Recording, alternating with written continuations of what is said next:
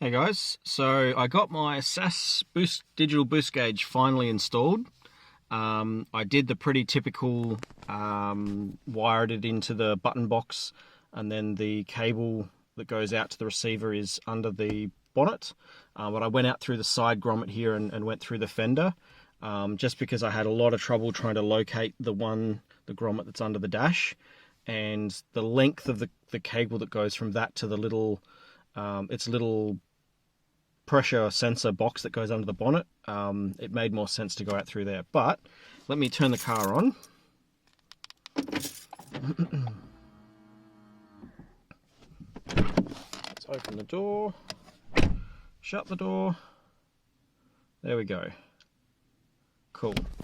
And I'll start her up. Take it out of gear before I rev it. Better remember that. Let's turn the aircon off and the fans off. There we go. See? Revs now, obviously not under boost, etc. But yeah, seems to be running pretty nice. It does have a button, so if I want to change the color of it, it will match. The only thing that I couldn't, when I had to buy this other new plastic rim to go with the 3D mounted thing, you guys will probably know that it's not this chrome plastic, it's the plastic covered in like that metal foil, are the real ones. Unfortunately, the one that I got sent looked in the photos like the proper ones that are those ones. It's like the more matte colored metal, and this is like the more cheaper, shinier chrome looking one. So, it is what it is. But yeah, I wanted to just mention very quickly about how I wired this up. I'm going to turn the car off. Because I watched multiple, and now that I think about it, I should have probably maybe filmed it while I was doing it, or at least taken a photo, but I didn't. I used these little clips. They're ones that you clamp over a wire, the wire that you want to get power from. They're like the little splice ones, and then it has a little gap at the end that you can then use to slide this into the end of it. Let me just see if I can demonstrate. Pretty much it slides into the end of it like that, and then you can get a connection off the wire that you're onto. So I've had to use these because these, unlike the normal non-digital gauges, this actually requires 3 12-volt lines and a ground, and it doesn't have the dimmer option, if that makes any sense, because it doesn't use it basically has a brightness that you can manually change on it, and then like a button you can press and go through different colors and bits and pieces and stuff as well. However, I found a lot of different information about which wires on here to bridge off of for different, even just to get 12 volt. The ground seems to be the same, but it's the 12 volt line that I had issues with, because I originally clamped it to the wrong wire and was like, why am I not getting 12 volts? Why am I only getting 3 or 3.3? I just couldn't understand it. And then I went through with my multimeter and tested all of the pins, and it was a completely different 12 volt pin that was on when the car's on, and then it turns off. You know, when you turn the engine off, get out of the car, and then you shut the door, and then the gauges will stay on, like some of the things will stay on for a little bit, and then they'll turn off. That's the wire that I bridged into, which is the only one out of the whole cluster on that plug that showed 12 volts at all. I don't know whether that's just the fault, maybe. I don't know whether that's normal or not, but essentially the only 12 volt line that was connected to the back was the blue and orange one, I think, at the top row of pins that's right next to the ground, the grey and black one. So they're the two that I've bridged off of for the gauge. Now, because this requires a 12 volt line, 12 volt battery, 12 volt ignition, and 12 volt park light, that's not the dimmer. Specifically says in the instructions, do not connect to dimmer, because it's for something different. You have the option to either connect all three to the same 12 volt line, and then it'll function the way that I just described, where it will stay on as soon as the car's on and then turn off when you turn the car off. So it's on the 12 volt line that goes to 0 when the car is turned off, which is what I double check with the multimeter as well. So it doesn't just sit there and chew up battery when there's no one in the car doing anything, for example. But yeah, I just wanted to let you know that if you're unsure as well, the Australian model of the car, when I took this out of the row of pins that you get when you take the connector out, there'll be a black and a grey one towards the right side. It's not the far right one, it's the second right one.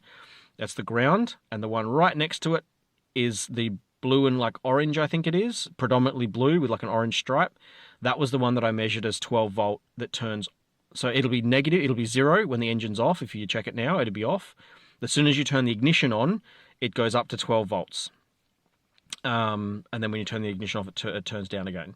So what I did, because you can't pull the wire out all the way and get access to it, is initially I was going to just clamp 3 of these to that one wire and then terminate all the 12 volts from that into these connectors and just bridge off that one wire sort of along the wire.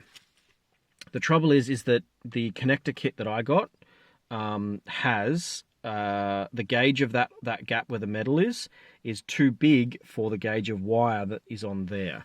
So I was having an issue where some of them were a little bit dicky and they just weren't connecting and staying connected, so it would turn on and off again. So my solution was to get about a length of speaker wire about this big, terminate one end of it as isolated, where it doesn't go to anything. That's like just terminates to nothing with like a heat shrink on the end of it, and the other end of it went to one of the spade connectors. And that I plugged into, I did like a double back bit of copper wire on the 12 volt, the correct 12 volt one, and then used one of these so I had enough pressure.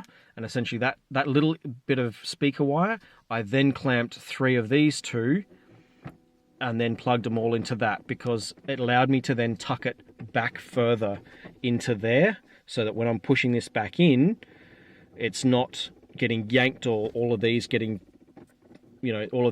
pulled out, or this getting like yanked like this on the wires as I'm pushing the box in or out if I need to get it again. So I can kind of tuck that little bit of speaker wire that's connected to the 12 volt further back in, and then I've sort of cable tied it along the actual cable further back. And it just gives me a little bit more security to pull this in and out without it actually affecting this at all. But it was very hard for me to actually find other examples of this boost gauge, the digital one, getting used on this car. So I had to kind of have a look at how to wire this up and how it was going to work with this car, but I've managed to get it the way I wanted it to. So yeah, it seems to be pretty good. So hopefully we should be okay. Yeah, and I've gone for a test drive and it's working really well. So yeah, now I'm going to show you what I did under the bonnet to fit it in. Alright, so the wire that goes to the back of the gauge comes out of the little grommet that's there. And it actually just goes along in here, behind here. I had to take the light out just to make it a bit easier. And then just comes around this frame here, so it's behind here. And then it comes underneath the light and is connected to the little box here. Now the reason I put this down here is SAAS recommends that you hide this box. One, it's not waterproof, and 2, it's prone to melting if you put it on something hot. So I've cable tied it to a wiring loom down there that's next to the cold side of the cold pipe of the air conditioner down there, and there's pretty much not a huge amount of heat that's there. And then the hose that comes off of it, and I've wrapped around, gone just very loosely on that, and then it tucks around and goes under there too. Let's take that off. The boost reference adapter, the Turbo Smart boost reference adapter, which I've added on. So it's just piped in there like that. So yeah, it's pretty much, there's enough slack on it, so that there's no squashing, no crimping or anything like that. You don't need to have a like one of the little pills. I believe it might have been Sparkplug Steve that had the Turbo Smart kit that came with the T-valve. where you had to have like a little pill in it to restrict the flow. You don't need to do that because the restriction for this one is actually built into the plastic nozzle that this slides onto. It's a very specific diameter hole, and that sort of does that restriction as well, so it gets an accurate reading. So if you don't want to use this hose and use a different one, that acts as your restrictor to make sure it gets the right airflow in. But yeah, this mounts okay. Now, funnily enough, I replaced this when I was having my the mass airflow error that I was getting, which I ended up fixing by putting the friggin' that thing back on, because the bloody R-Sport one was throwing up a friggin' MAF error. As part of that troubleshooting, I ended up replacing the map sensor here, the boost sensor. That before I took this off, I was getting what I thought was a boost leak somewhere, and I couldn't identify what it was. So when I finally did this adapter setting and put this on, lo and behold, it fixed the boost leak. I think when this got replaced, the garage that did it for me when I actually had the car and to do some other stuff, might not have had this on there tight, and it might have been loose enough that it was causing a boost leak. And now it doesn't. Now there's no boost leak. So, yeah. Kind of two birds with one stone. But yeah, I took it for a drive. It's going really nice with the gauge. Operates pretty good. Very happy with it. Next step is stage 2, getting that with a crossover with the bloody pipe. Already arranged to get the exhaust done relatively soon. And yeah, so at the moment it's got the red thing, but it just goes back to the normal box. So no more whooshy noises for the moment, but soon. Anyway, hope that helps if you guys are interested in getting this SAAS boost gauge as well, because I really like the red and how it matches with the dash and the red board, the dashboard and the red, and the little circular trim and stuff on it. So let me just move that back to there so it doesn't, there we go, so it's not hitting the mount.